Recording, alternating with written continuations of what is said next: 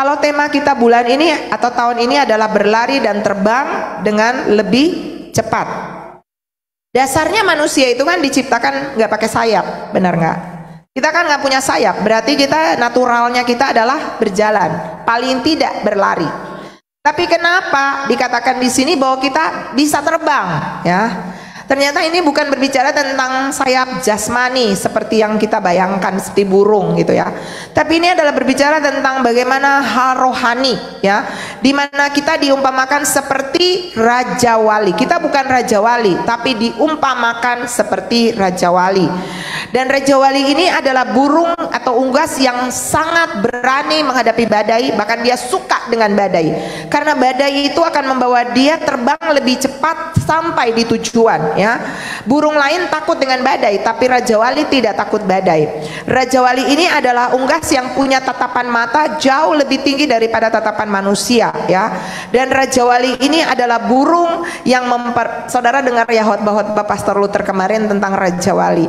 Tetapi Yesaya 40 ayat 31 berkata, tetapi orang-orang yang menanti-nantikan Tuhan mendapat kekuatan baru. Mereka seumpama Raja Wali yang naik terbang dengan kekuatan sayapnya. Mereka berlari dan tidak menjadi lesu. Mereka berjalan dan tidak menjadi lelah. Nah, itu ayat kita di tahun ini Bapak Ibu ya. Ternyata kalau kita baca nanti ayat-ayat sebelumnya, orang muda, orang-orang yang punya kekuatan itu juga bisa lelah, bisa tersandung, bisa jatuh. Seberapapun kekuatan kita, harta kita, kemampuan, kepintaran kita akan ada masa expire. Tapi di sini dikatakan orang yang menanti-nantikan Tuhan mendapat kekuatan baru. Nah, kalau kita tahu bahwa kita adalah Raja Wali dan dikatakan bahwa kita seumpama Raja Wali yang naik terbang dengan kekuatan sayapnya, ya. Nah, firman Tuhan berkata bahwa kenapa harus kita lebih cepat? Karena saudara, mengapa harus lebih cepat? Ya, cepat di sini artinya cepat, lebih cepat waktu. Jadi tidak delay, seperti pesawat yang tidak delay, ya. Dan juga kalaupun sudah saatnya terbang, maka terbangnya dengan kecepatan yang lebih daripada kecepatan biasa. Nah, pertanyaannya kenapa?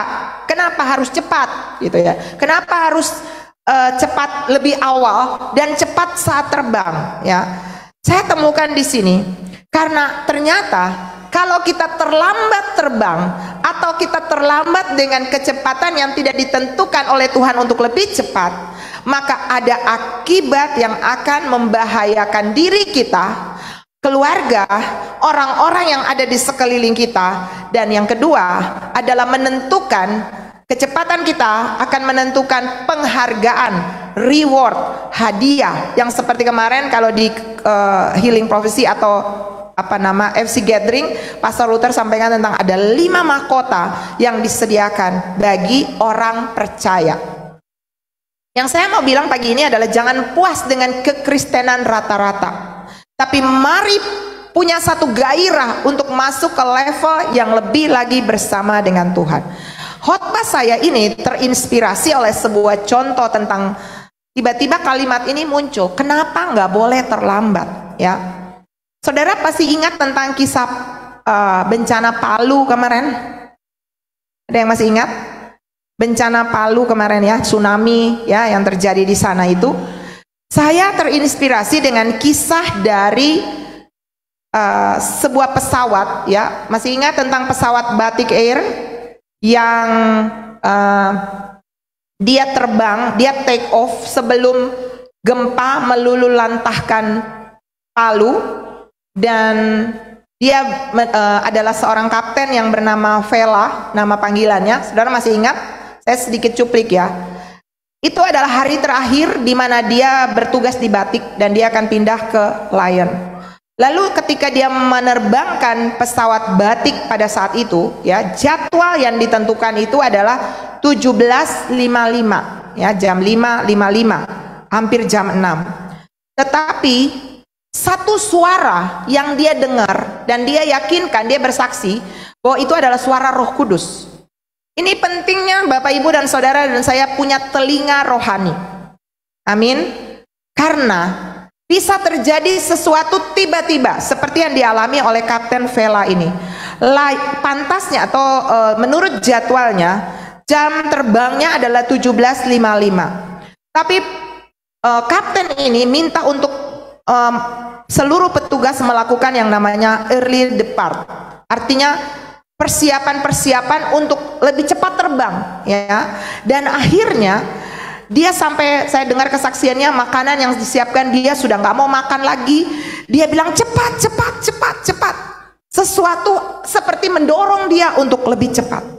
Dan saudara, pesawat itu dimajukan 17.52, ya. Dan ketika pesawat itu sedang lepas landas di bandara, itu sudah mulai dia merasakan goncangan. Jadi pesawat itu sudah berlari dengan tidak stabil, ya. Dia merasa kok seperti nggak beres. Ternyata itu sudah mulai gempa. Dan saudara tahu, ketika pesawat itu lepas landas, pengawas menara roboh. Hanya dalam hitungan detik.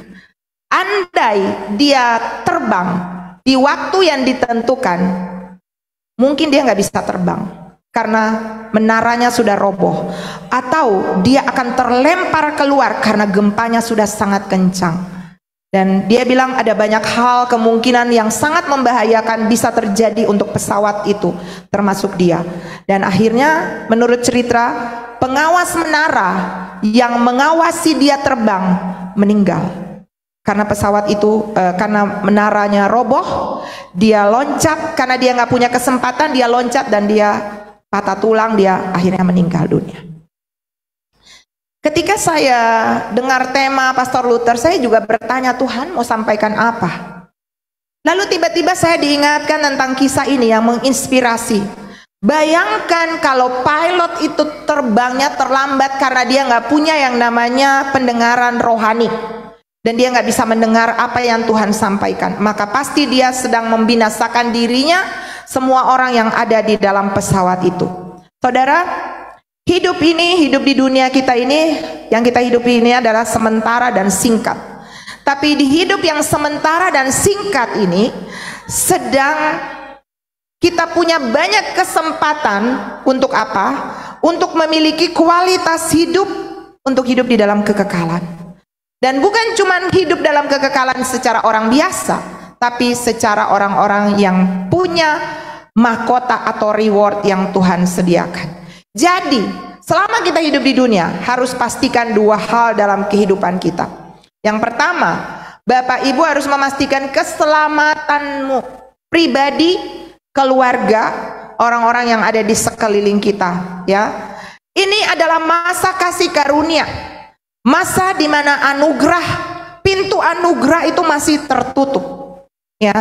Dan ini adalah masa di mana saudara dan saya harus berjuang dengan sungguh-sungguh, ya. Titus pasal yang ketiga, ketujuh berkata, supaya kita sebagai orang yang dibenarkan oleh kasih karunia-Nya berhak menerima hidup yang kekal sesuai dengan pengharapan kita. Jadi kasih karunia Tuhan sudah berikan untuk kita mengalami yang namanya keselamatan yang kekal. Dan itu adalah sekarang waktunya, sekarang Bapak Ibu. Akan tiba waktu pintu itu tertutup, ya. Yohanes 9 ayat 4 berkata, kita harus mengerjakan pekerjaan Dia yang mengutus aku selama masih siang. Akan datang malam di mana tidak ada seorang pun yang dapat bekerja untuk keselamatan. Keselamatan kita terima gratis, tapi kita harus memperkerjakannya setiap hari. Alkitab berkata pikul salib setiap hari. Itu berbicara tentang pengiringan kita akan Yesus, perjalanan iman kita. Itu ada hal-hal yang kita tidak jadi orang yang apatis atau orang yang tidak bisa bergerak atau orang-orang yang cuma diam di tempat, tapi kita harus berlari dan terbang lebih cepat. Yang kedua, saudara harus memastikan yang pertama keselamatan, tapi yang kedua saudara juga harus memastikan bahwa saudara menerima reward. Amin. Saudara menerima mahkota. Saudara tahu nggak? Setiap orang percaya yang tercatat namanya di dalam kitab kehidupan, saya mau tanya dulu, berapa banyak Bapak Ibu yang yakin ada namanya dalam kitab kehidupan? Amin. Kita yang punya nama ada dalam kitab kehidupan, maka saya jamin kita akan menghadap yang namanya tahta bema. Saya pernah sharing itu, saudara bisa dengar khotbahnya tentang mengintip agenda kekal. Saya khotbah di YouTube, nanti Bapak Ibu bisa dengar. Dan saya juga pernah memberikan seminar tentang akhir zaman, bahwa kita akan menghadap satu tahta yang namanya tahta bema. Itu terjadi nanti pada saat terjadi pengangkatan. Lalu di tahta itu apa yang terjadi? Di tahta itu Tuhan akan membagi hadiah, mahkota. Yang kemarin dikhotbahkan oleh Pastor Luther ada 5 mahkota, itu akan dibagi di tahta bema. Tapi akan ada orang yang tidak dapat mahkota, hidup sebagai rakyat jelata. Saudara, apa yang kita alami di muka bumi ini cuman sementara. Paling-paling kita hidup 70, mama saya hidupnya 93 tahun sekarang. Alkitab berkata paling tua itu yang di dalam Alkitab dicatat 120. Zaman dulu orang umur lebih panjang. Tapi hari-hari ini saudara, seberapapun umur kita, itu akan ada masa di mana kita akan expire, ya, selesai maksudnya hidup di muka bumi. Tetapi kehidupan ini sedang mengerjakan sebuah agenda kekal, ya. Saudara bayangkan ya, surga itu dicatat di dalam firman Tuhan itu, surga itu luasnya tuh 6.000 kali 6.000 kilometer, ya. Artinya 36 juta kilometer, ya, dicatat di firman. Luas daratan Indonesia itu cuma 1.900 kilometer. Bisakah saudara bayangkan seperti apa luasnya surga itu? Luas banget. Dan akan ada orang, saya pernah cerita tentang itu, akan ada orang yang tinggal di pusat kota, tapi akan ada orang yang tinggal di pedalaman jauh. Papua tuh masih dekat, jaraknya seperti kayak ada di Doha sana. Dan saudara tahu nggak, orang-orang yang tinggal di pusat kota adalah orang-orang yang akan punya rumah sendiri, ya. Saya mendengar kesaksian tentang ini dari Pastor Park. Saudara bisa dengar kesaksian dia tentang surga dan neraka. Itu wakil dari Pastor Paul Yong Cho. Dia meninggal, dia mengalami near death experience. Lalu Tuhan izinkan dia bangkit kembali. Lalu dia disuruh menceritakan tentang keadaan surga dan neraka. Lalu dia bilang begini, ada orang-orang yang tinggal di pusat kota, itu mereka punya rumah-rumah yang besar dan megah. Mereka ini adalah orang-orang yang punya kualitas hidup selama ada di muka bumi, ya, yang adalah orang-orang yang berlari dan terbang.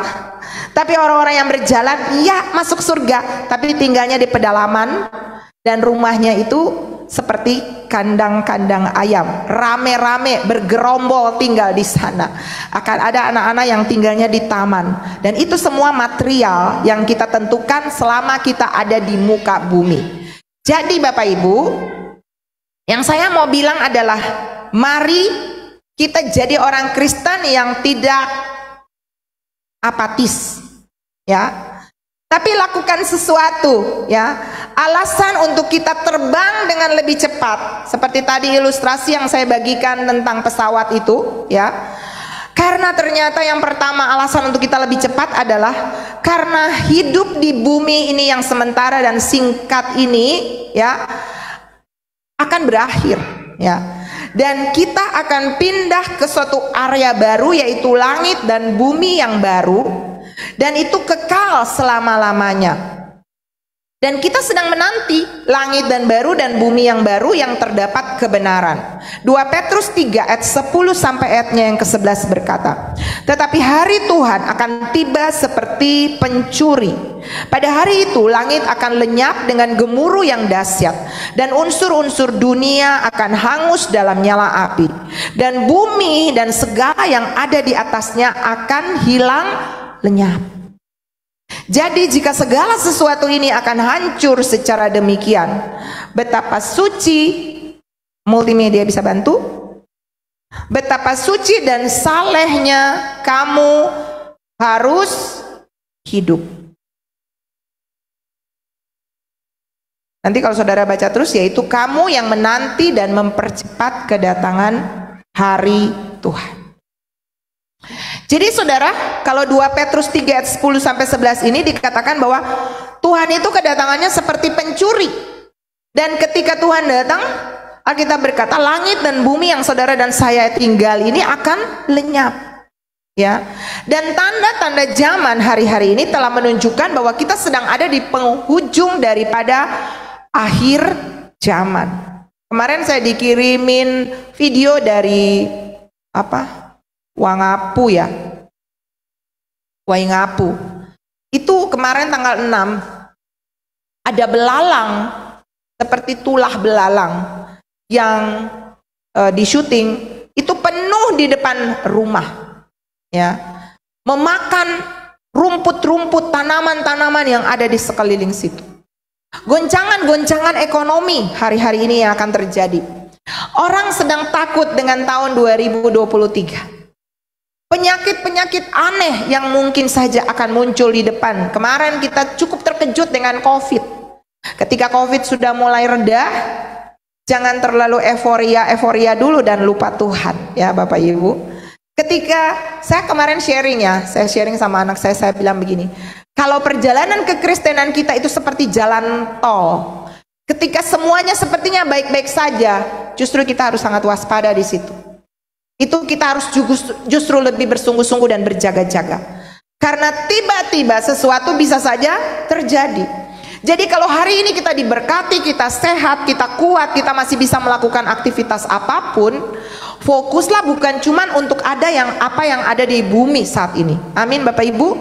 Tapi fokuslah untuk mengerjakan hal-hal yang kekal. Karena yang tadi saya bilang, langit dan bumi yang saudara tinggali, harta yang saudara sedang kejar, uang yang saudara sedang cari, pekerjaan yang sedang saudara geluti, sekolah yang sedang saudara kejar masa depanmu, itu semua ada masa terbatasnya, expire-nya. Tetapi yang kekal adalah ketika kita mencari Tuhan. Kalau orang Kristen cuma fokus kepada hal-hal dunia yang sementara, dia sedang akan kehilangan hal-hal kekal di depan. Dan tanda-tanda zaman ini sudah menunjukkan akan ada bencana, akan ada perang di depan. Sebab itu saudara dan saya harus menjadi orang-orang yang lebih berjaga-jaga. Peringatan datang kepada gereja untuk bisa mempersiapkan diri dengan lebih sungguh-sungguh. Saya hari-hari ini banyak dihubungi orang untuk diceritakan mimpi. Saya juga nggak ngerti, tapi memang Tuhan kasih karunia mimpi. Setiap kali mau terjadi sesuatu atau saya mau pindah ke suatu tempat, ke Makassar, Tuhan udah tunjukkan Losari sebelum saya pindah ke sini. Dan beberapa kali banyak hal saya bermimpi, dan selalu kalau saya ingat jelas mimpi itu, maka itu sebuah bahasa Tuhan. Bahasa Tuhan kan ada 3, mimpi, penglihatan, nubuatan. Nubuatan itu bisa berdasarkan firman Tuhan ketika saudara baca. Jadi ketika saudara suka bermimpi, saya kemarin saya minta didoakan sama Pastor Luther, dan salah satu yang Tuhan sampaikan kepada saya bahwa kamu bukan cuma punya karunia mimpi, tapi kamu akan diberikan karunia yang bertambah, yaitu menafsirkan mimpi. Dan saya nggak ngerti, orang-orang mengirimkan mimpi-mimpinya kepada saya, dan saya nggak ngerti. Tuhan juga membukakan saya pengertian-pengertian, bahkan dikasih ayat-ayat tentang arti-arti mimpi itu. Saya nggak ngerti, tapi saya tahu bahwa sedang terjadi sebuah percepatan, dan Tuhan sedang melimpahkan kekuatan kepada orang-orang yang mau menerimanya. Saudara cuma bilang begini, saya mau Tuhan, I will God. Kita nggak perlu jadi terlalu hebat, bagaimana nggak perlu. Yang penting kita punya hati yang rindu, lapar dan haus. Amin. Dan Tuhan akan memberikan itu secara cuma-cuma ya kepada setiap orang yang merindukan. Sebab itu Bapak Ibu, mari ya, apa yang terjadi hari-hari ini, langit dan bumi ini akan binasa ya. Mari fokus bukan cuma kepada tempat tinggal kita yang sekarang, tapi mari fokus kepada kekekalan. Yang kedua, kenapa kita harus lebih cepat terbang ya? Jadi langit dan bumi akan binasa yang kita tinggali. Yang kedua, sekarang sedang terjadi pemisahan. Alkitab berkata, Tuhan akan memisahkan lalang dan gandum. Ya, belum dibakar, belum ditampi, tapi hari-hari ini sudah mulai terjadi goncangan-goncangan untuk penampian. Alkitab berkata, ada orang yang akan semakin sungguh-sungguh dengan Tuhan, tapi ada orang yang akan pergi menjauh daripada Tuhan. Amati diri sendiri dan pastikan bahwa saudara ada di lingkungan yang benar. Kalau saudara berteman dengan seseorang, atau misalnya saudara membangun hubungan persahabatan, atau membangun hubungan sebagai pacar, atau saudara misalnya dalam sebuah komunitas, tapi di tempat itu saudara tidak menerima input-input yang membangun imanmu, saya pastikan itu teman yang salah. Kalau rohanimu tidak semakin bertumbuh dengan temanmu, itu teman yang salah. Alkitab berkata, pergaulan yang buruk merusak kebiasaan yang baik. Anda orang baik, Anda orang yang hidup dalam kebenaran. Tetapi kalau saudara bergaul dengan orang yang memberikan input-input negatif, saya jamin satu saat saudara akan jadi orang negatif. Kecuali saudara pastikan bahwa dasarmu kokoh di atas firman Tuhan, lalu saudara pergi ke tempat itu dan saudara memberitakan Injil di sana. Saudara menyampaikan firman Tuhan, saudara membangun iman orang itu, lalu orang itu lebih sungguh-sungguh dengan Tuhan. Itu keren. Itu artinya engkau menjadi garam dan terang bagi dunia. Amin.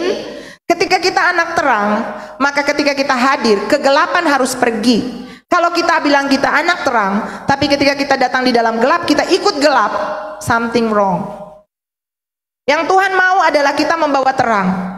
Di mana ada kegelapan? Ketika kita hadir. Ketika di situ orangnya tidak sungguh-sungguh dengan Tuhan, orangnya malas ibadah, orangnya malas baca Alkitab, orangnya suka gosip. Tapi ketika saudara berteman dengan orang itu berubah. Dia menjadi sungguh-sungguh dengan Tuhan. Dia menjadi lebih cinta Tuhan. Dia jadi orang yang lebih rajin beribadah. Dia mau melayani Tuhan. Berarti Anda garam dan terang bagi dunia. Tapi ketika kita berteman dengan seseorang, malah orang itu jadi lebih buruk keadaannya, berarti kita bukan anak terang, kita anak gelap. Dan saya berdoa pagi hari ini terjadi pemisahan dan saudara dipisahkan menjadi gandum dan bukan lalang. Saudara dipisahkan menjadi domba dan bukan kambing. Amin. Belum kelihatan. Alkitab berkata, Tuhan bilang biarkan dia tumbuh bersama-sama. Kita ada di kota yang sama, mungkin kita ada di gereja yang sama, tapi mungkin di antara kita ada gandum dan ada lalang. Pada masa nanti terakhir baru kelihatan gandum dicabut, lalang akan dicabut untuk dibakar, gandum akan dikumpulkan di dalam lumbungnya Tuhan. Amin. Amin Bapak Ibu. Saudara, hari-hari ini Tuhan sedang mencari penyembah-penyembah yang menyembah di dalam roh dan kebenaran. Dan penyembahan itu bukan cuma ketika saudara ada di altar, saudara bilang haleluya, shalom, tapi saudara keluar dari sini hidupmu nggak seperti ketika Anda ada di sini. Itu tanggung jawab lebih berat. Orang-orang yang ada di altar, orang-orang yang melayani Tuhan termasuk saya, tidak aman kalau kita tidak melekat kepada sumber, yaitu Tuhan. Kita akan jadi orang-orang yang cuma membangun panggung dan bukan mesbah. Kalau kita membangun panggung, orang di luar sana suara lebih bagus, main musik lebih keren. Tapi kalau kita membangun mesbah, itu menembusi surga dan menarik surga ada di tengah-tengah kita. Amin. Ketika saudara menaikkan pujian, surga intervensi di tengah-tengah kita. Lawatan Tuhan terjadi, yang sakit disembuhkan, yang lemah dikuatkan. Saudara yang blank, gak punya jalan keluar, saudara akan menemukan jalan keluar ketika saudara adalah orang yang menyembah di dalam roh dan kebenaran. Dan Tuhan sedang mencari. Kita berkata dalam Yohanes 4:23-24, saatnya akan datang dan sudah tiba sekarang, penyembah-penyembah benar akan menyembah Bapa dalam roh dan kebenaran, sebab Bapa menghendaki penyembah-penyembah demikian. Allah itu roh, dan barang siapa menyembah Dia harus menyembahnya dalam roh dan kebenaran. Kata di situ adalah harus. Menyembah di dalam roh dan kebenaran artinya beda. Roh atau lawan roh adalah daging. Menyembah di dalam daging itu artinya cuman latah dari mulut, haleluya haleluya, hidupnya enggak haleluya, enggak taat, enggak suka dengar firman, enggak rajin baca Alkitab, enggak dengar-dengaran sama orang tua, enggak taat sama pemimpin. Itu salah satu bentuk kedagingan.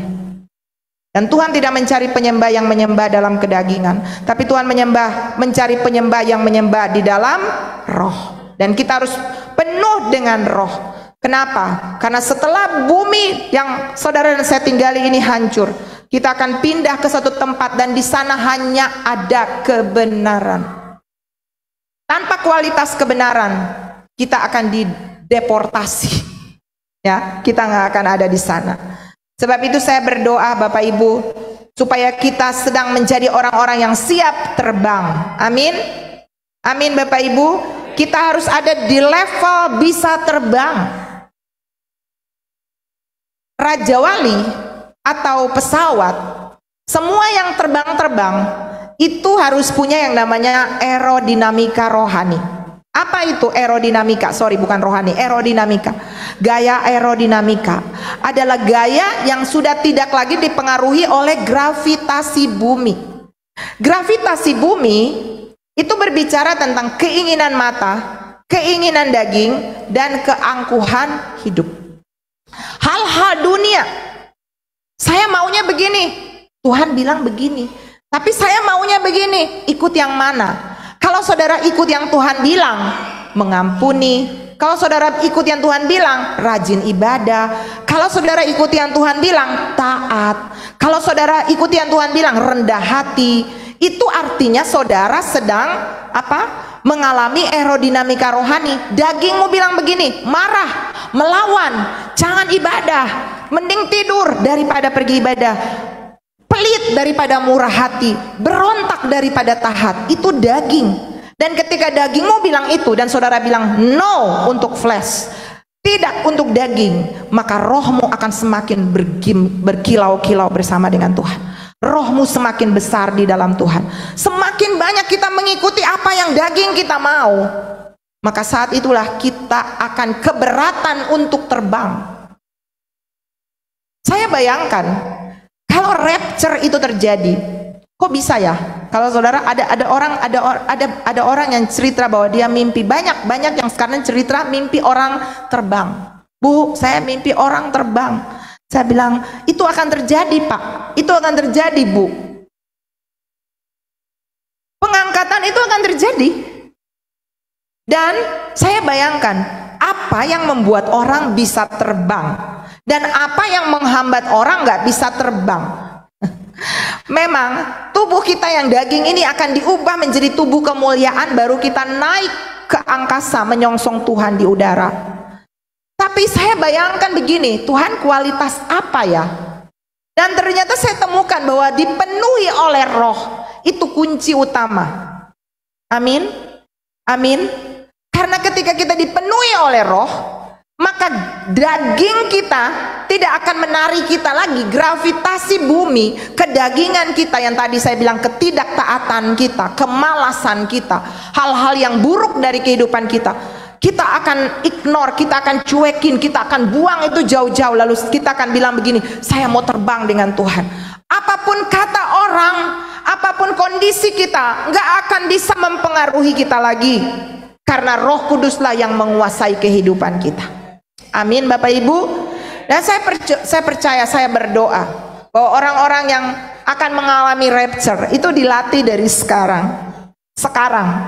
Gimana kita bisa melawan daging kita, keinginan-keinginan daging kita, dan kita mau hidup menurut tuntunan roh. Saudara, masalah akan semakin banyak di depan, dan itu akan membuat orang lelah.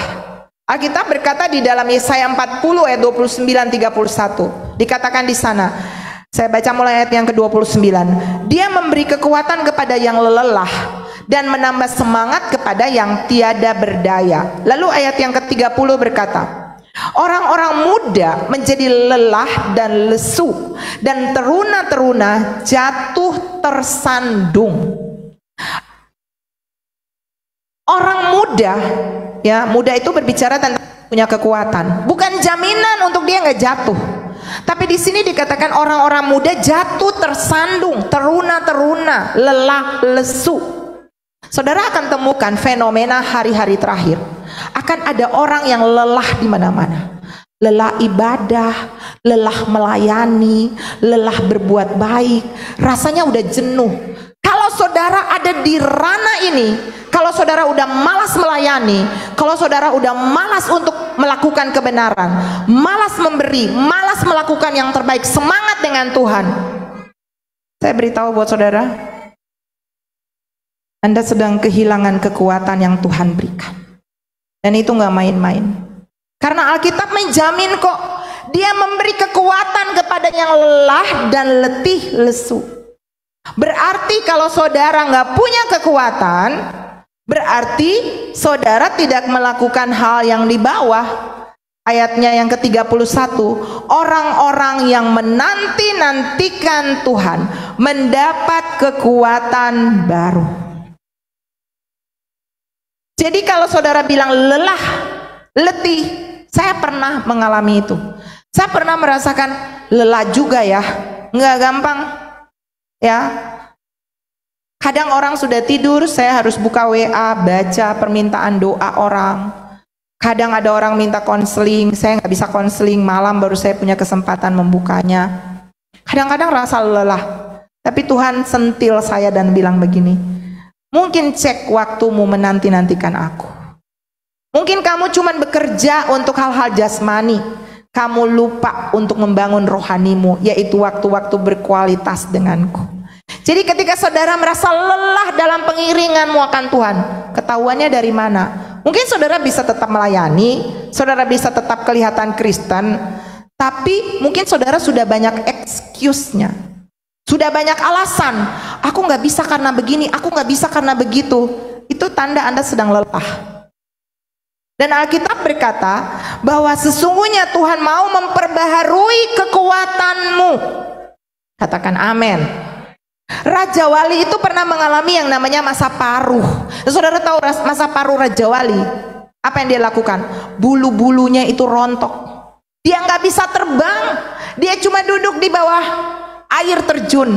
Lalu dia mengizinkan bulu-bulunya rontok. Nah, saudara tahu ketika bulu-bulunya rontok, dia nggak bisa terbang. Teman-temannya terbang. Dia cuma menonton dan dia bilang, aku kepengen, tapi nggak bisa.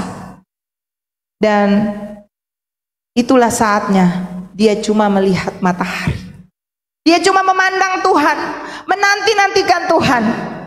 Dan ketika dia diam di situ, seperti kata ini, kafah, menanti bahwa jawaban Tuhan sedang datang. Anda lelah, saatnya menanti-nantikan Tuhan. Anda sedang letih, galau, lesu, bingung dengan hidupmu, nanti-nantikan Tuhan. Jangan pakai kekuatanmu. Kalau Raja Wali lagi rontok bulu, coba terbang, jatuh dan mati. Tapi ketika Raja Wali itu cuma berdiri, dia cuma menatap matahari, dan dia percaya satu saat jawabannya sedang datang, bulunya tumbuh lagi.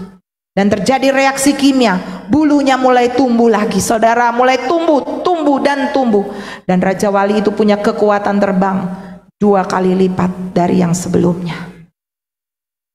Dan saudara, dia diperbaharui kekuatan. Itu yang disebut Raja Wali yang diperbaharui kekuatannya. Saudara, mungkin ini waktunya. Mungkin saudara lelah, baru masuk tahun baru. Akan ada 11 bulan ke depan yang akan kita jalani. Apakah saudara siap punya kekuatan? Makanya kenapa kita ambil puasa? Saya mau tanya, berapa banyak yang ikut puasa 30 hari? Amin. Saudara, kenapa kita puasa? Kita sedang melepaskan hal-hal daging yang membebani kita, nggak bisa terbang. Amin. Keinginan mata, lihat kue, kan lagi tahun baru nih, banyak kue di rumah. Wah, ada kue, ada nastar, ada kastengels. Saya masih punya Madonna loh di rumah. Yang orang Ambon tahu kue Madonna ya.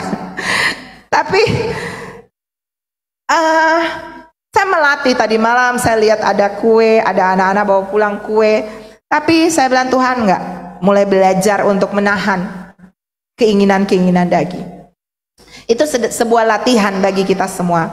Dan ternyata saudara, dengan melakukan itu kita menjadi orang-orang yang mempercepat kedatangan Tuhan. 2 Petrus 3 ayat 11 berkata, jadi jika segala sesuatu ini akan hancur secara demikian, betapa suci dan salehnya kamu harus hidup. Yaitu siapa?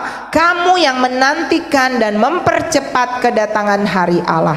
Pada hari itu langit akan binasa dalam api dan unsur-unsur dunia akan hancur karena nyalanya. Tetapi sesuai dengan janjinya, kita menantikan langit yang baru dan bumi yang baru di mana terdapat kebenaran. Wow, berapa banyak saudara yang sedang menanti langit yang baru dan bumi yang baru? Amin. Karena langit dan bumi yang sekarang ini akan hilang lenyap. Alkitab berkata, barang-barang yang ada di atas bumi ini akan hilang lenyap. Saya pernah cerita tentang mimpi itu, tapi saya nggak cerita saja pagi hari ini. Bahwa goncangan itu akan terjadi sangat dahsyat.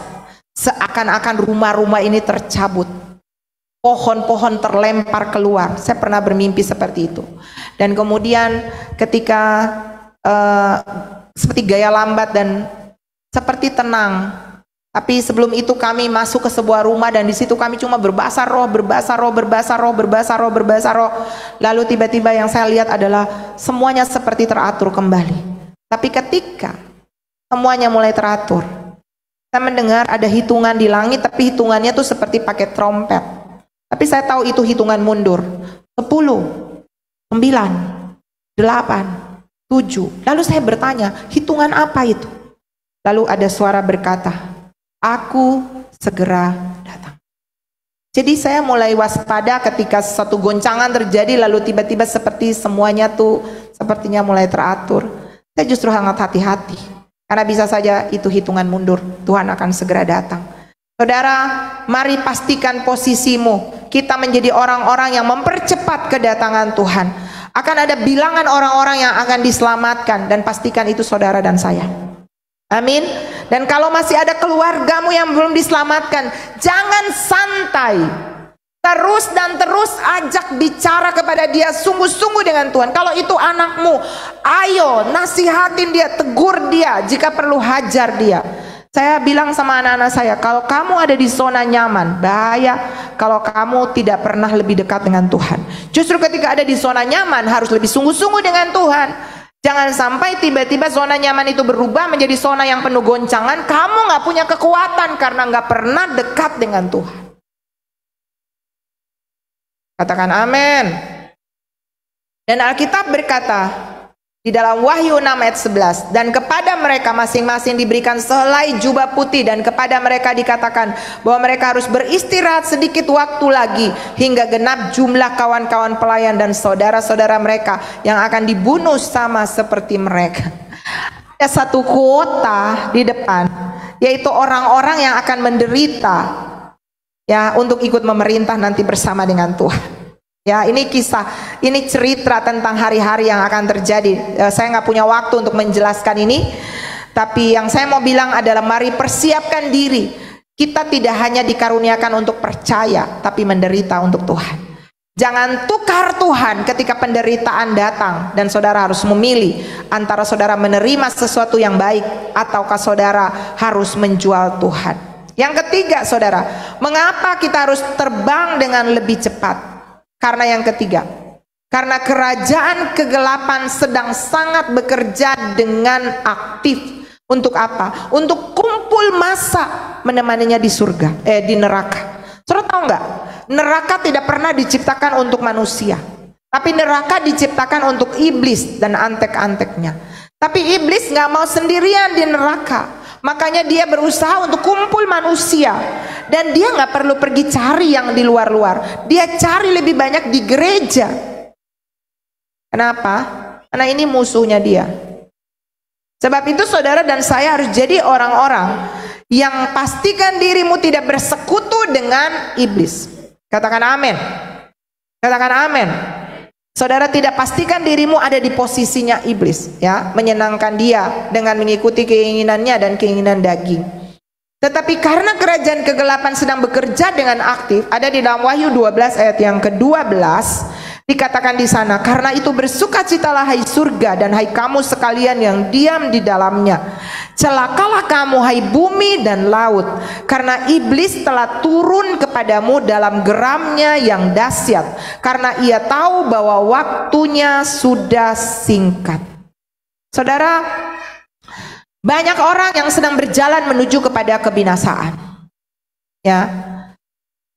Tapi saya berdoa supaya kita semua tahu bahwa jalan kita adalah jalan yang menuju kepada kehidupan kekal. Amin. Tetapi ketika kita tahu bahwa kita sudah jalan di jalan yang benar menuju kepada kehidupan, jangan jadi orang yang egois.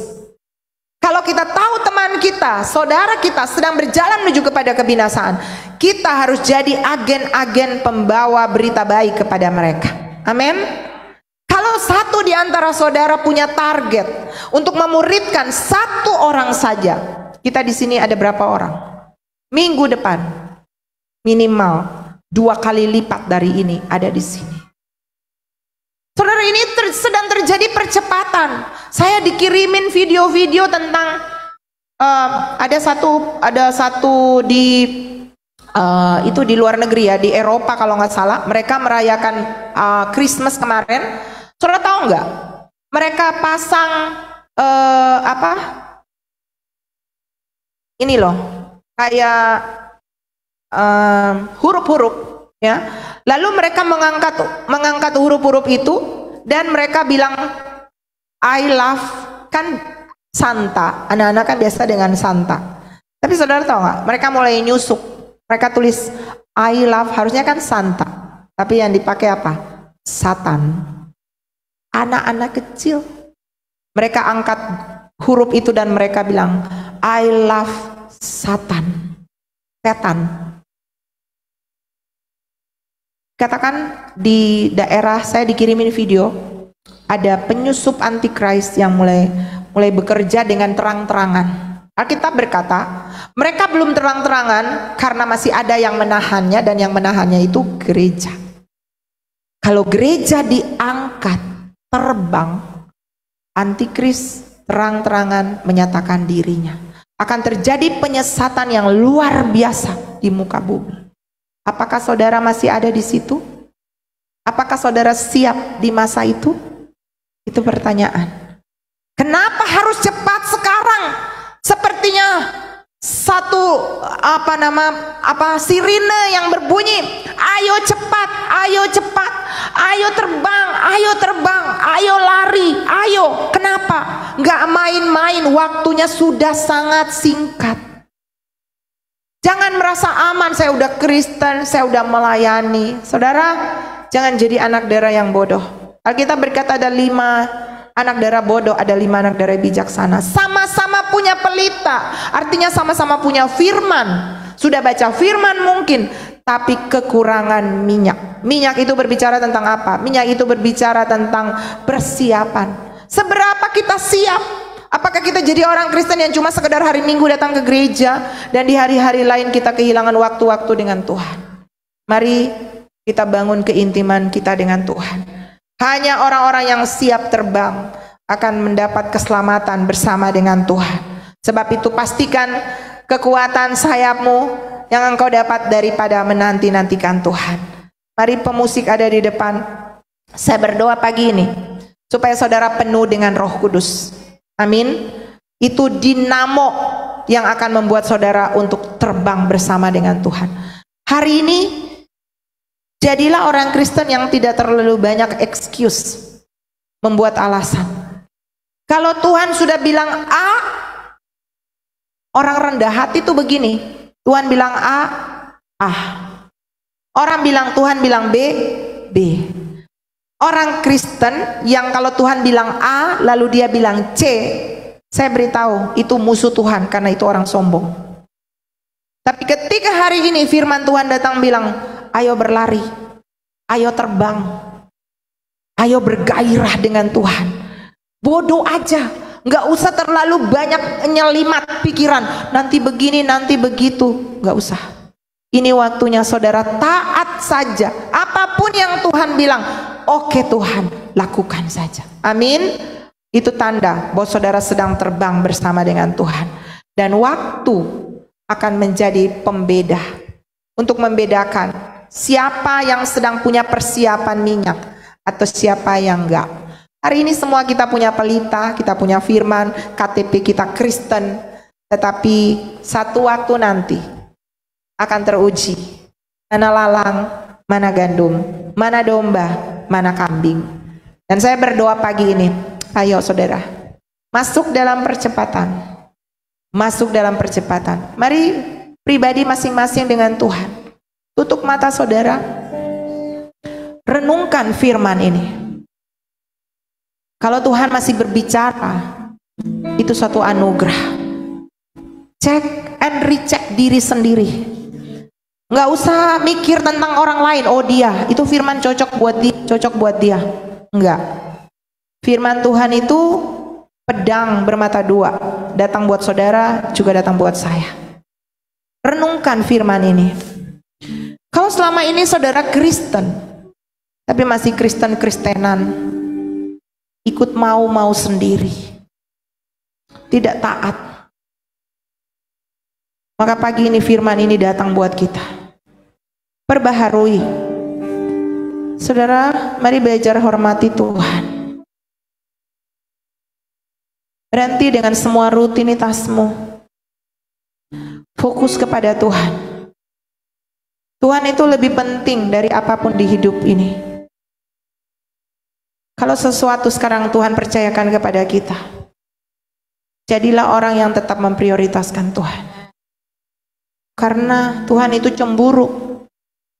Kalau kita mengejar sesuatu lebih dari Tuhan, hati-hati. Bisa tiba-tiba sesuatu itu diambil. Pekerjaan kita, uang kita, posisi kita, kesehatan kita. Kalau kita nggak pakai itu untuk mempermuliakan Tuhan, itu tanda kita nggak bisa dipercaya. Ingat, yang punya satu talenta, dia simpan. Dia nggak melabakannya. Dan Tuhan bilang, ambil talenta itu. Berikan kepada yang bisa memperlabakannya. Tuhan, hamba-Mu sudah selesai berbicara. Tapi Engkau jangan berhenti. Terus bicara buat mereka. Jangan biarkan kami tersesat, Tuhan. Sedikit saja kami menyimpang, segera tegur kami, segera ingatkan kami, supaya kami nggak semakin jauh terjerat di dalam kesesatan kami, tapi kami segera balik arah. Engkau bisa pakai masalah atau apapun, tapi satu yang hamba minta, jangan ada yang binasa. Jangan ada yang keluar dari jalur-Mu, Tuhan. Kalau ada yang keluar, tegur, hajar kami. Yang penting, kami tetap ada di dalam jalurnya Tuhan. Sebab, ketika kami jauh dari Tuhan, kami binasa.